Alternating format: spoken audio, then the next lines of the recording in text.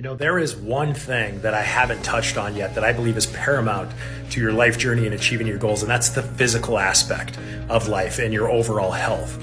Knowing that you're going to be around long enough to achieve your goals, and number two, to give back to the world the gifts that God gave you as it relates to life extension and just longevity. And there's three things that I think if you focus on from a health perspective, or you get down pretty good, you'll be able to accomplish your physical and health goals. And those three things are calories, water, and sleep. It's a pretty easy recipe.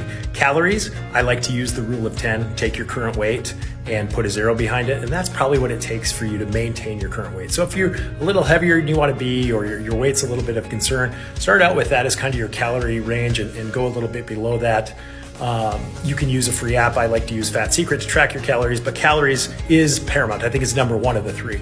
Number two of the three is sleep. You have to be getting adequate amounts of sleep. It's huge impact on your hormones.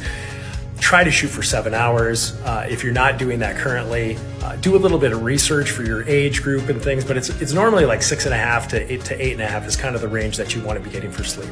And the last is water. You have to be hydrated. Water helps a ton of things. It helps your mental state. I like to get up and drink 30 ounces of water in the morning. Now, I didn't always do that, but I do that before I drink any caffeine or coffee. But if you want to gauge for how much water you should be drinking a day, take your weight in pounds and divide it by 2, and that's how many ounces of water you should be at. Now, I weigh 220 pounds, so that's 110 ounces of water. That's a lot if you haven't been drinking water yet. So you know what? Take half your weight as your goal, potentially start a little lower than that, and work up to it. And I say go for triple digits, especially if you're smaller person or smaller weight person. But anyway, those are the three parts of the physical that I think you should focus on if you're struggling in that department.